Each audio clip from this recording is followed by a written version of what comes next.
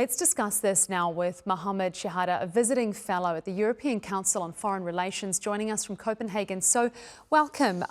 So first of all, Israel said around 150 Palestinians will be able to leave each day. We know now that 5 patients were able to leave today. How does this bode for things going forward? Well, the opening of the Rafah crossing has been a very long-awaited emotional moment for all Gazans, whether inside or outside the Gaza Strip. I know a lot of loved ones that are very eager to go back, or the other way around, people that need medical treatment to leave for studies, etc.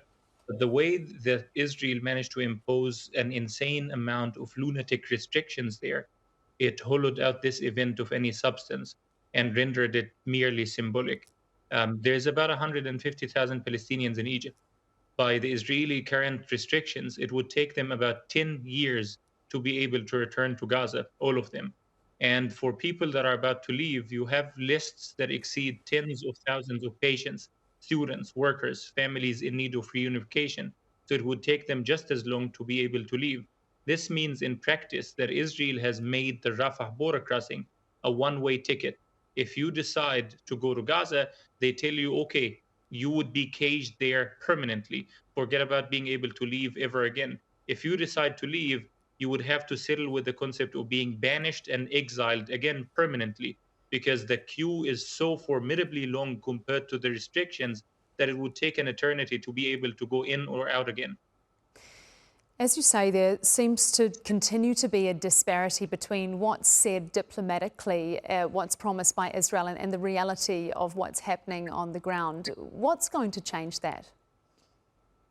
Well, up until now, we see the Israelis using an approach of what is called excellent but. That's how a senior Saudi Arabian diplomat put it to me. She said, every time we raise anything to the Americans, they come to us with an Israeli answer where they say, yes, that's an excellent idea, but here is one caveat, two caveats, 3 loopholes, 3 mines, 4 sort of mental gymnastics in it that render it hollow of any substance. So, for example, the Saudis would ask the US to get Israel to release the Palestinian Authority withheld revenues. It goes to the extent of billions of dollars that are desperately needed at the moment.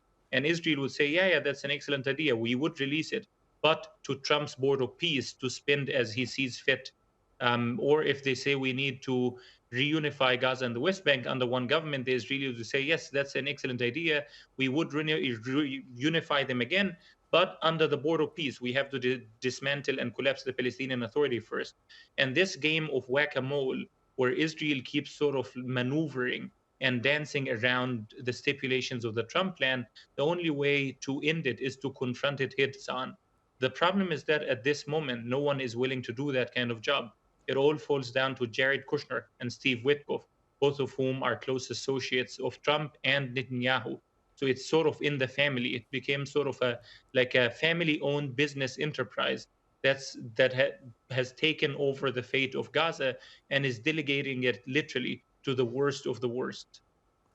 Mohammed Shehada, visiting fellow at the European Council on Foreign Relations. Thank you so much for your time and analysis.